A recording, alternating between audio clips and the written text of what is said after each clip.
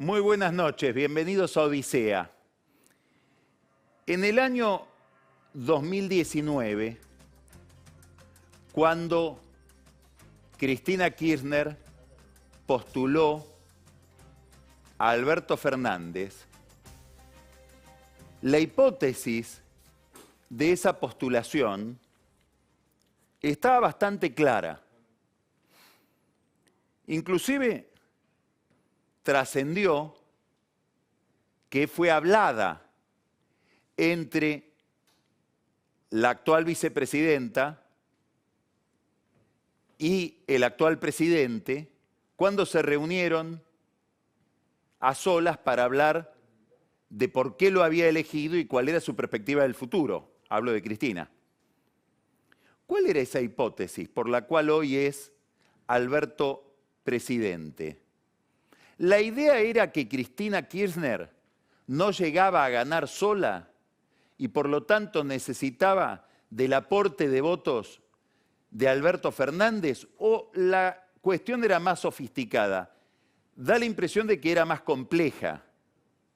No era que no le alcanzaran los votos porque las encuestas indicaban que no llegaba Cristina, sino que una vez que llegara iba a necesitar realizar una maniobra, una operación de cierta complejidad que consistía básicamente en reconectar con determinados factores de poder con los que ella estaba y sigue estando enfrentada, y sobre todo llevar adelante una política económica que estuviera en el marco del acuerdo y de la negociación con el Fondo Monetario Internacional, con todo lo que eso implica, sobre todo en el terreno fiscal. Es muy verosímil que Cristina Kirchner haya pensado que de esa forma se corría hacia el centro, llevaba adelante una política menos radicalizada desde el punto de vista de sus convicciones, que son en todos los planos antiliberales, y que para eso necesitaba que la ejecución la llevara adelante otra persona, entre otras cosas, para no desfigurarse ella, cuyo lugar en la historia, cree ella, con bastante razón, ya está garantizado como una presidenta, líder, llamémosle populista. Este era el lugar de Fernández. El lugar de Fernández al comienzo, en la primera hipótesis con la que Cristina lo postula, era permitirle a ella, sin desfigurar ella su identidad política y sobre todo sin perder la adhesión de determinados sectores que no coincidirían con esa política, digamos, de ajuste, llevar adelante un ajuste, el ajuste posible, encuadrando a la Argentina en los términos de una normalización económica que ya se había iniciado en el periodo de Macri. Al cabo de todo este tiempo, progresivamente, pero sobre todo desde el mes de diciembre para aquí, vemos que ese experimento se fue abandonando. Y posiblemente ella piense que ese experimento o fue una ilusión, o fue inviable, o sencillamente fracasó. Esto nos lleva a una pregunta. Es una pregunta cuya respuesta no es una respuesta evidente. Es difícil de obtener una respuesta para esta pregunta. Iremos viendo durante este año, hasta las elecciones, cómo se responde a esta pregunta, que se la voy a formular después a nuestro invitado, que es diputado y economista, Luciano Laspina. La pregunta es, aquella hipótesis política, es decir, es necesario ir hacia el centro, inclusive para obtener un tipo de voto, no tiene más verosimilitud, ha perdido su vigencia. Cristina gana igual las elecciones, abandonando esa posición, radicalizándose, haciendo, para decirlo en términos convencionales, kirchnerismo puro. ¿O necesita ese tramo que le faltaba? ¿Por qué renuncia a ese estilo durante esta campaña electoral?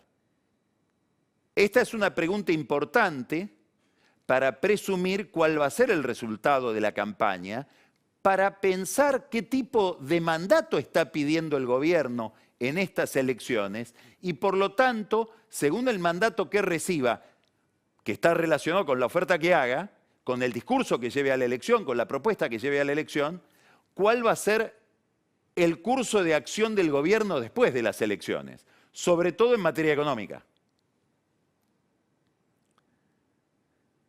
Hay que recordar las palabras de aquel Alberto Fernández que se definía, como casi toda persona políticamente correcta, como un liberal de izquierdas. Hoy ese liberal aplica controles de precios, cierra exportaciones, congela las tarifas,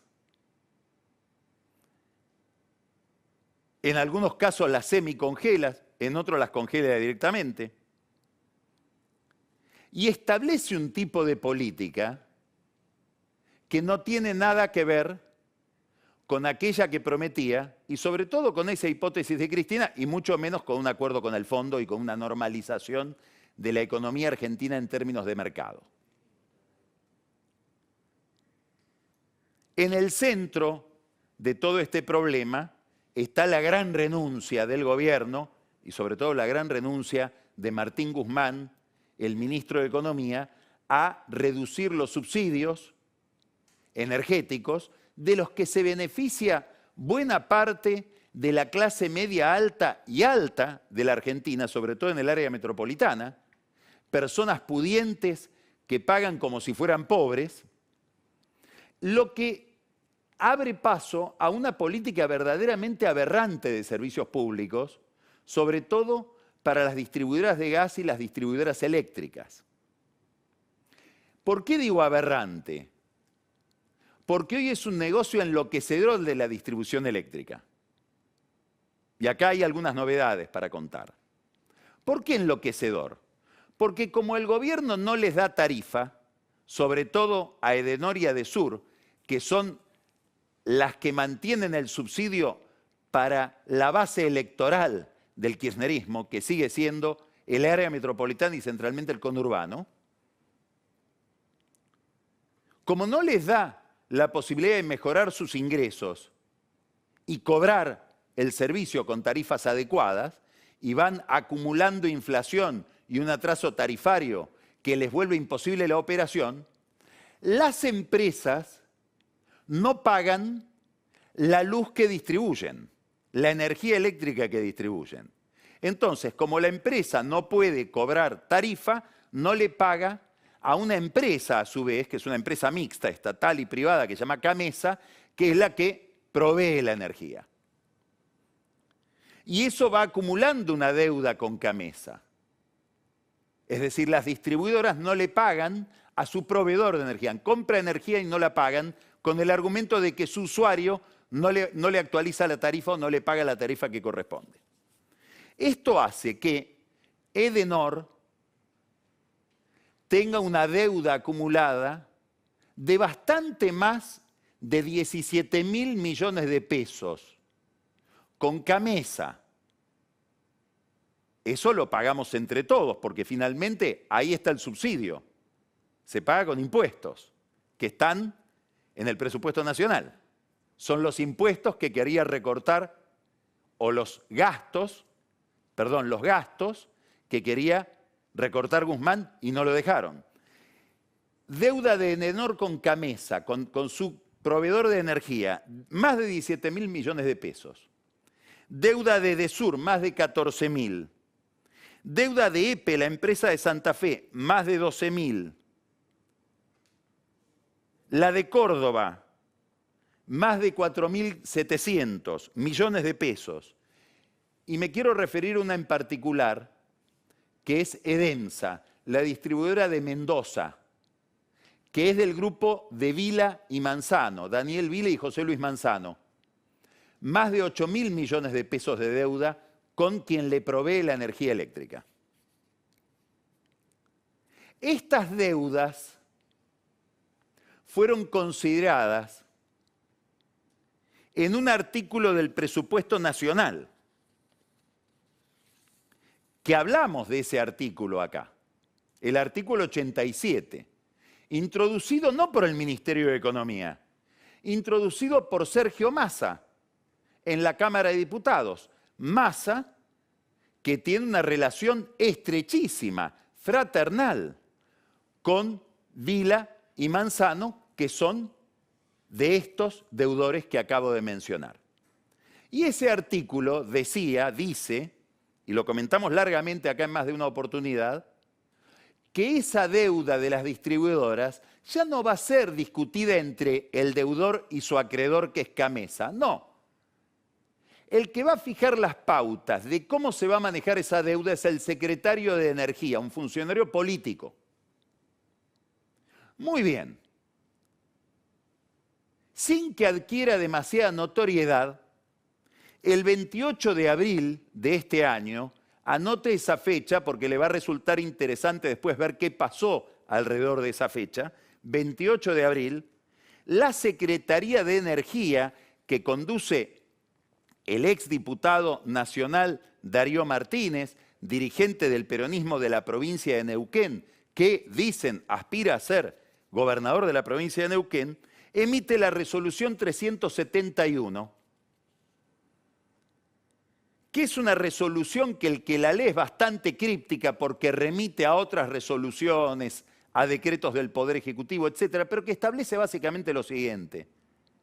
Esta deuda va a ser negociada con el poder político, que le va a conceder créditos a las empresas deudoras, que además va a evaluar su deuda según cómo haya colaborado en favorecer la demanda eléctrica, cuál sea la situación social de sus usuarios, una cantidad de argumentos o de parámetros o de criterios de negociación absolutamente opinables, arbitrarios, para terminar estableciendo que a estas compañías se le van a dar en la negociación 6 meses de gracia, no van a tener que pagar su deuda durante 6 meses, van a tener 5 años para pagarla en cuotas y van a pagar una tasa de interés que es la mitad de la que se paga en el mercado eléctrico mayorista.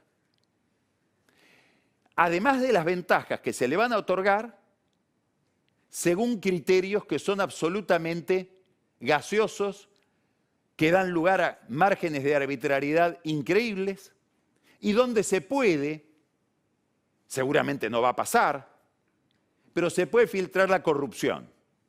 Te considero con este criterio, te negocio más fácilmente la deuda y por algún lado volverá un retorno. Esto tiene una cantidad de arbitrariedades, entre otras, que hay empresas provinciales que, a diferencia de Edenor y Edesur, sí tuvieron aumento de tarifas. Y sin embargo se benefician igual con esta renegociación de una deuda que adquieren, no se entiende en ese caso bien por qué. Porque bueno, uno puede considerar que en el caso de Edenor y Edesur dicen no me dan la tarifa, le debo al que me provee la energía porque no tengo cómo pagarle. Pero si me dieron la tarifa, ¿por qué no pago? ¿Y por qué después me beneficio con esta renegociación que es una especie de semijubileo de toda esa deuda? Que, insisto, la paga usted con sus impuestos, ¿eh? Cuando pague impuestos, acuérdese de que le está pagando a todas estas empresas una renegociación que no está del todo clara. ¿Qué es lo interesante de todo esto? Que entre los deudores están Vila y Manzano en la empresa de Mendoza, que son los que ahora se quieren quedar con la empresa Edenor. ¿Cuál es el negocio? El negocio está en el subsidio, no está en la tarifa. Esta es la aberración de este sistema que se va creando con todas estas irregularidades. ¿Qué es lo que interesa de todo esto? Muchas cosas. En principio el fenómeno en sí mismo, pero la fecha. ¿Se acuerda? 28 de abril. Ese día está a 2 días del día 30 en que Guzmán intenta echarlo, sin éxito, a Federico Basualdo, que es el subsecretario de Energía Eléctrica, que es un hombre del corazón del kirchnerismo en la Secretaría de Energía. ¿Tuvo algo que ver una cosa con la otra? Posiblemente no. Entre otras cosas porque Basualdo no es el que firma la resolución. La firma, como ya dije, el diputado Darío Martínez, ahora secretario de Energía, que es el que le pidió a Basualdo, un poco de mala gana, se lo pidió que se fuera, y Basualdo no se fue. Nota al pie de página, Martín Guzmán le prometió a todo el mundo que si Basualdo no se iba, él renunciaba. Todavía Basualdo sigue estando, van pasando las semanas. Y Guzmán también sigue estando. ¿Qué es lo interesante de todo esto? No solamente estos pormenores, sino el corazón del problema. El corazón del problema es que se va montando un sistema de servicios públicos donde el negocio está en obtener subsidios del Estado de manera más o menos opaca, y obviamente quedarse con una empresa de distribución a la que los dueños suelen sacarle plata de alguna manera proveyéndole otros servicios, con empresarios amigos que le ofrecen desde seguridad hasta servicios de limpieza. Hay un detalle más en todo esto. La operación Edenor, por la cual el grupo o el fondo, la empresa Pampa Holding, le vende, de Marcelo Midlin, le vende a Manzano, Vila y Mauricio Filiberti, que es el gran proveedor de cloro de Aguas Argentinas, la empresa que conduce la esposa de Massa, vuelve Massa por todos lados, esa operación parece estar detenida. Hay distintas hipótesis de por qué se frenó. Hace ya 6 meses que tendría que tener la autorización del ente regulador de la energía, que lo maneja alguien que es la mano derecha de Federico Basualdo, es decir, gente del corazón de la Cámpora y del corazón de Cristina Kirchner. ¿Por qué no le dan la aprobación? Hay quienes dicen que a Cristina nunca le gustó que en un gobierno que ella por lo menos tutela o conduce políticamente, un deudor como Manzano y Vila se terminen quedando con una empresa nueva de las mayores empresas de distribución eléctrica que hay en el país. Hay quienes piensan, más maquiavélicamente, que Cristina va a esperar a darle la autorización a Manzano y a Vila, porque como todos sabemos, manejan un grupo de medios relevante, que es el Grupo América. En plena campaña electoral, puede ser que políticamente le sirva al kirchnerismo esa zanahoria para darles la aprobación de la empresa con la que ellos quieren quedarse después de las elecciones. Hay una tercera explicación, y es que Filiberti se dio cuenta que era un pésimo negocio meterse en Edenor. Mucha gente le dijo a Filiberti que viene haciendo un negocio espectacular como proveedor de cloro de una empresa del Estado gracias a la aquiescencia de quien parece casi su socio, y habría que investigar un día cómo es toda esa relación, que es el sindicalista José Luis Lingeri, de fortuna incalculable. Filiberti, mucha gente le dijo, amigos y no amigos, Mauricio, a vos nadie te conocía. Estás haciendo negocios con Lingeri desde hace 30 años sin que nadie se haga una pregunta. De pronto te juntás con Vila y Manzano, apareces como candidato a quedarte con Edenor y aparece que tenés un barco de 70 metros de eslora en el Mediterráneo, que vivís aquí y allá, relaciones familiares de pareja, etcétera. Sos la tapa de revistas, sos la tapa de los diarios. ¿Pensaste bien en todo esto? Porque es muy probable, esto le dicen algunos amigos a Filiberti, insisto, y no amigos, que el día que haya un corte de luz, el que va a dar la cara en los diarios y en la tapa de las revistas vas a ser vos, no van a ser Vila y Manzano. Todo esto hizo que Filiberti reflexionara. Algunos se hacen la pregunta, ¿está Filiberti detrás de que se caiga la operación? Finalmente, ¿cuánto perderá? ¿Cuánto puso en esto? Probablemente de la plata que había que poner, la mayor parte la puso él. Y además hay otro problema. Se juntan los socios, Vila, Manzano, Filiberti, y dicen, bueno, vos quedate con la gerencia de operaciones, vos quedate con la gerencia financiera, vos, Filiberti, quedate con la gerencia de legales. Supongamos, pone al hombre de legales o sugiere el hombre de legales de lo que va a ser su empresa, Filiberti. Y los otros le dicen, ¿sabes qué pasa? Está bárbaro, pero Máximo lo vetó. Obviamente Máximo ni está enterado. Todo esto son picardías, pormenores simpáticos, cosas de las que se puede aprender muchísimo de la viveza de toda esta gente, que demuestran el tipo de capitalismo que le gusta a Alberto Fernández cuando habla con Putin. Y le dice, el capitalismo no funcionó, porque esto que se plantea en el sector eléctrico se traslada de peor manera a otros sectores. Por ejemplo, al sector de la salud, donde en plena pandemia las empresas que financian al sistema de salud, que son las prepagas, también tienen la tarifa congelada. Pero con una diferencia, no tienen subsidio. Es decir, el Estado no dice, a ver cuáles son tus costos, ¿podés cubrirlos con esta tarifa? No, bueno, yo te doy la plata. ¿Qué quiere decir? Que ese ajuste lo van a trasladar a algún lado. ¿Saben a dónde lo van a trasladar? A los trabajadores de la salud. Porque no va a haber paritaria entre las empresas de salud y el sindicato. ¿Y esto a qué va a llevar? A que va a haber un conflicto en el sector sanitario que está muy ajustado por los sobrecostos de la pandemia y por los sobrecostos que tiene la Argentina. Pero no es un problema solamente de lo que consume una clínica en términos de material médico o de instalaciones, respiradores, oxígeno, barbijos, camisolines, todo lo que tuvieron que comprar para hacer frente a esta peste.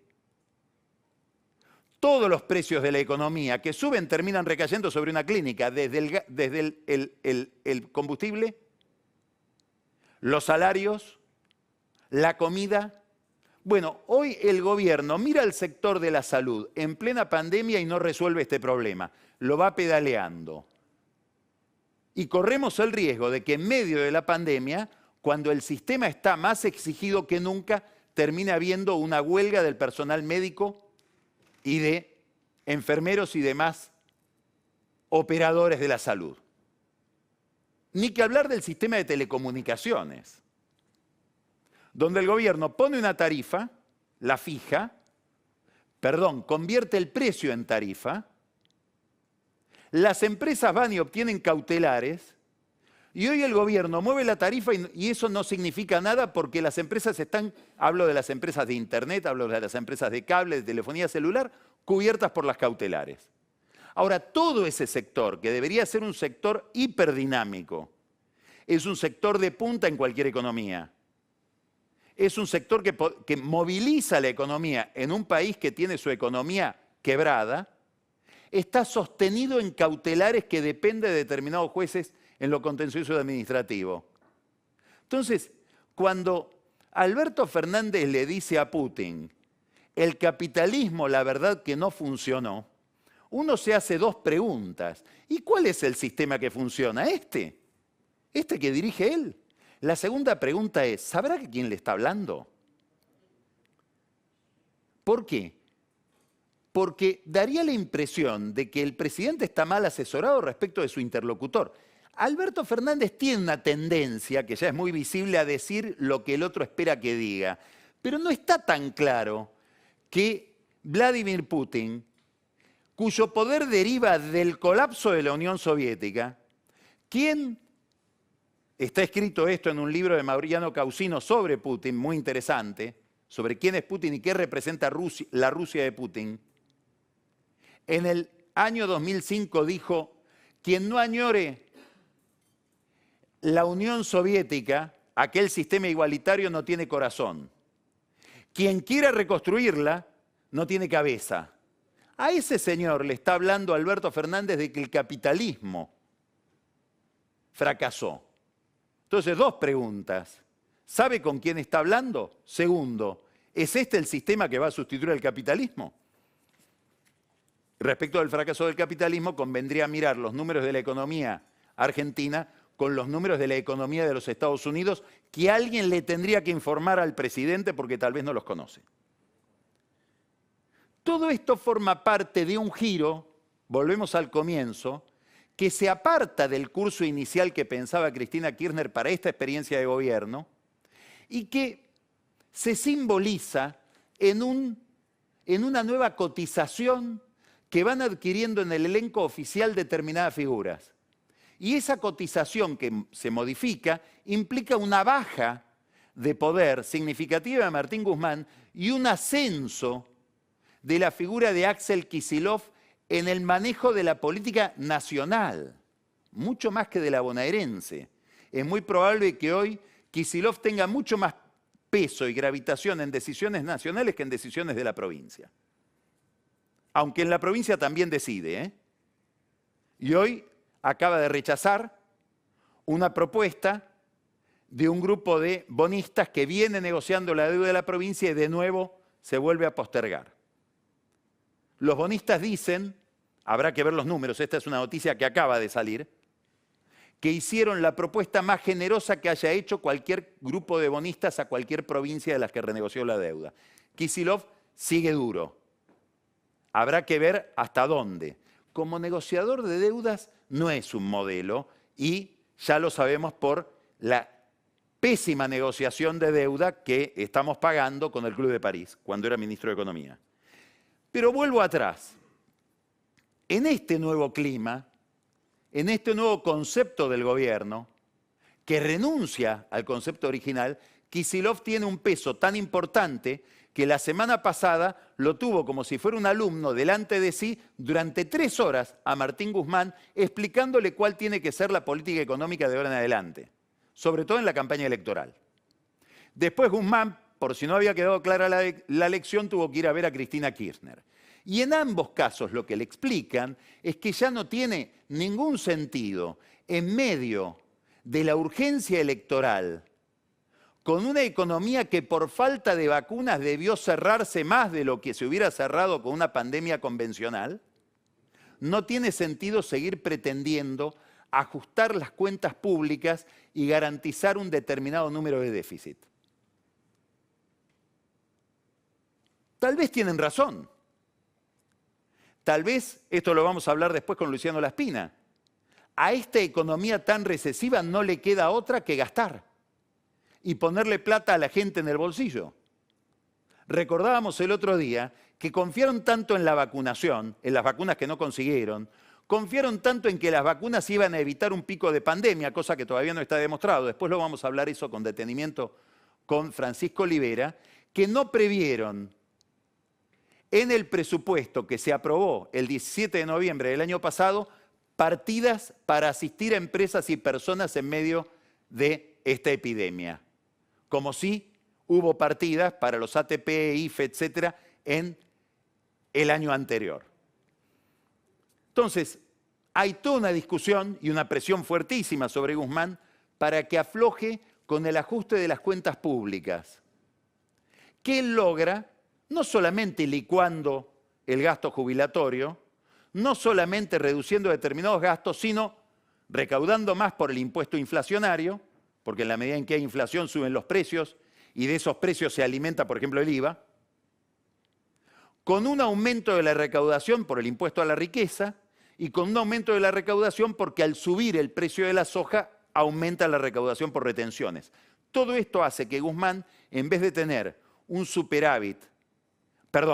déficit de 4.5 puntos del producto, alcanzó un superávit que ronda los 3 puntos del producto. Y ahí es donde miran Kicillof, Cristina Kirchner, la Cámpora, los que están a cargo de la política electoral y dicen, no, expandí el gasto.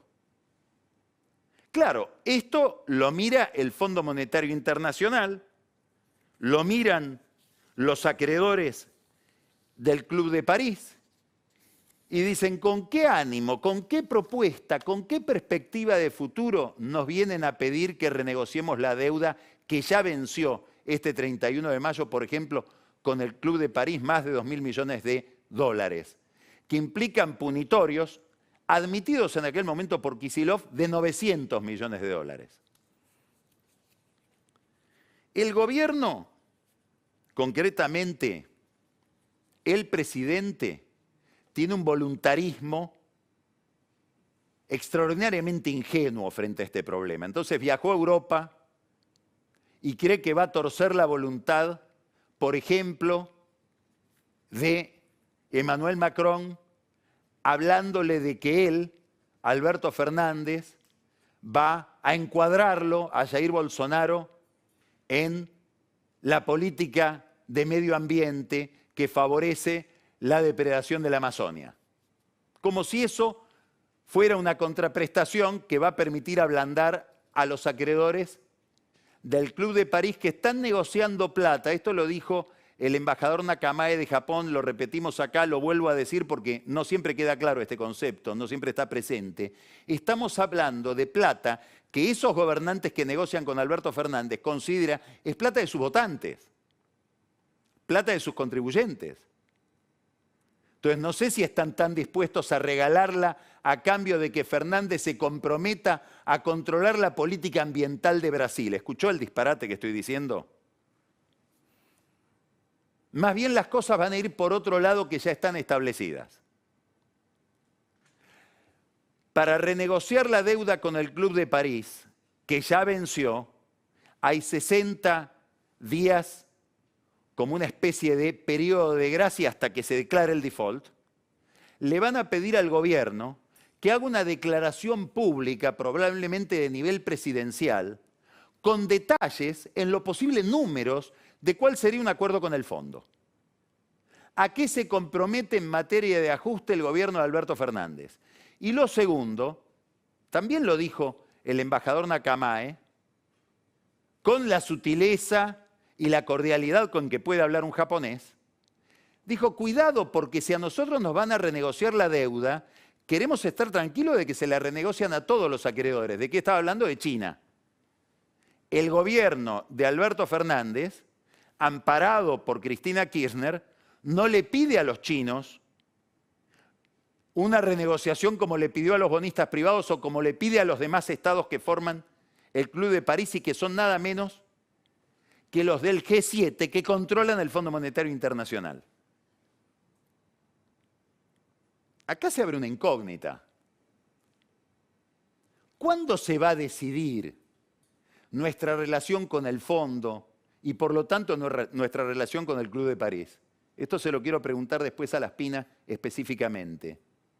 ¿Está en condiciones hoy el gobierno de decir lo que va a hacer o va a esperar el resultado electoral para saber qué va a hacer después de noviembre en materia económica y ahí sí saber hasta cuánto se compromete con los acreedores y hasta cuánto retoma o no aquella propuesta original de Cristina Kirchner de llevar este periodo como una especie de gobierno de transición que normalice la economía para que en el 2023, como ella sueña, llegue máximo?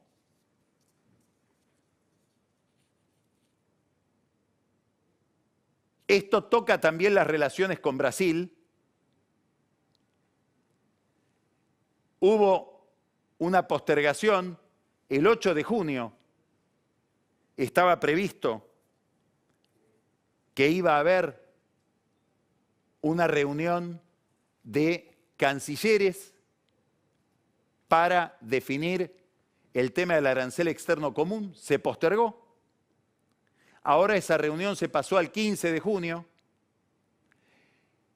Brasil, Uruguay y Paraguay pretenden que haya una rebaja del arancel externo común del Mercosur, es decir, del nivel de protección que tienen las economías del Mercosur, el nivel de protección que se le concede a los empresarios del Mercosur respecto de otras regiones, de 20% del arancel, en 2 etapas de 10. El gobierno argentino se niega. Y los otros países pretenden también empezar negociaciones, curiosamente con China. modelo país al que el kirchnerismo admira para hablar de liberalización comercial. Ahí no. Hasta ahí llegamos con China. El gobierno argentino se opone. En algún momento el Mercosur se va a romper. Ya está escrito en algún lugar eso, falta que se realice. Ahora, vuelvo a la pregunta inicial. Esta radicalización antiliberal que se da en el plano de la política exterior, un reacercamiento a Venezuela, crucial para Venezuela porque se está discutiendo en la Corte Penal Internacional si se va a acusar o no a Bolsonaro y a su grupo por crímenes de lesa humanidad. Una incógnita importantísima de lo que va a hacer la Argentina en la OEA en relación con Nicaragua. ¿Por qué hablo de Nicaragua? Porque este fin de semana Daniel Ortega puso presos a 2 competidores electorales. Es una tiranía que se va volviendo cada vez más salvaje. Signos de interrogación respecto de problemas importantes de la política internacional. ¿Qué hace en juego con esta política también de un giro antiliberal en materia económica? La pregunta es, ¿no necesita más de lo que representaba en un momento Alberto Fernández cuando ella lo imaginó un presidente que le permitía a Cristina Kirchner disimular un giro hacia la moderación? ¿O hacia una política más proclive al mercado? ¿Por qué es importante esta pregunta? Porque lo que está detrás de la pregunta es lo siguiente. ¿Hay algún votante que todavía está esperando eso? Esta pregunta se la está haciendo alguien en especial. Se llama Florencio Randazzo, que acaba subliminalmente de lanzar su candidatura criticando el aumento de salarios que dieron Cristina Kirchner y Sergio Massa a los empleados del Congreso. Randazzo cambia un poco los términos y dice a la política. Bueno, no fue un aumento de dietas de los legisladores, fue un aumento de salarios para los empleados, que lo tiene muy nervioso a Guzmán, se está quejando de esto porque dice, ahora todos los gremios van a reabrir la paritaria porque ellos le dieron 40% de aumento a sus empleados. Pero vuelvo a Randazzo. ¿Qué mira Randazzo? ¿Cuál es la hipótesis de una candidatura de un peronismo no kirchnerista de Randazzo en la provincia de Buenos Aires? Aspira a la supervivencia, a la expectativa de ese votante que creía que Alberto Fernández iba a ser otra cosa que un kirchnerista ortodoxo. Aspira en el fondo al voto que representaba Sergio Massa y que probablemente preocupe a Massa la pérdida de ese voto. Ahora vamos a hablar de Massa. ¿Hay un lugar para ese votante? ¿Un votante que está desencantado con la política económica de Alberto Fernández? ¿Un votante que prefiere una política de mercado porque es pyme, porque cerró la empresa donde lo tenían empleado, porque no le llegan los subsidios?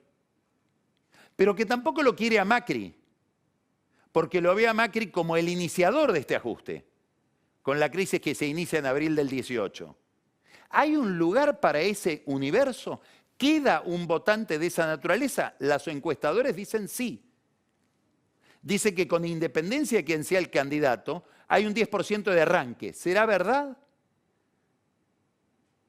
La elección que viene en una región que está muy rara, y basta ver lo que pasa en Colombia, lo que pasa en Chile con las elecciones, lo que está pasando en Brasil, que lleva a que se junten Cardoso y Lula, es un gran signo de interrogación lo que puede pasar en esta elección, sobre todo en la provincia de Buenos Aires.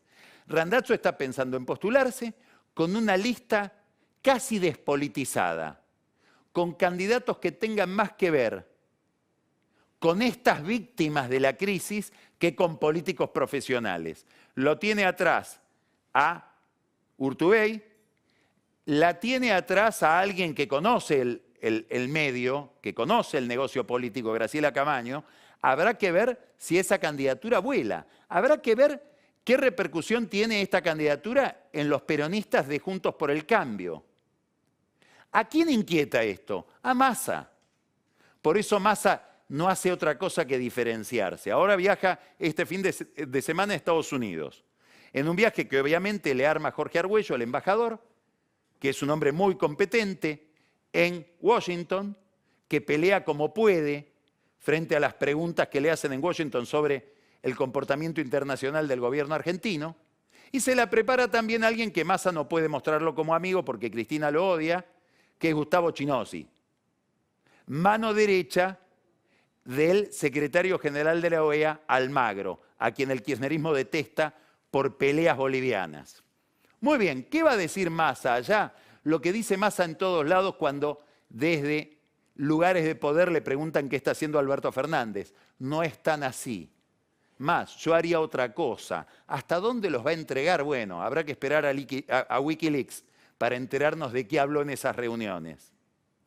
El mismo proceso de diferenciación lo vamos a ver mañana en la Cámara de Diputados, donde a diferencia de lo que hace el Poder Ejecutivo, Massa le dice a la oposición, sí, llamemos a los laboratorios y rigoremos un poco, no quedemos pegados a este desastre de la vacunación. Y mañana va a haber representantes de Pfizer y de Richmond, después vamos a hablar de esto con Pancho, en una sesión de la Cámara de Diputados para pedir explicaciones. No va a estar AstraZeneca, no va a estar el que tiene que dar explicaciones, que es Hugo Sigman. Todo eso veremos si algún día se aclara.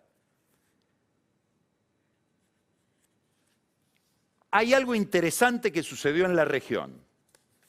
Hay algo que hay que mirar. Hay algo que tal vez Cristina debería mirar.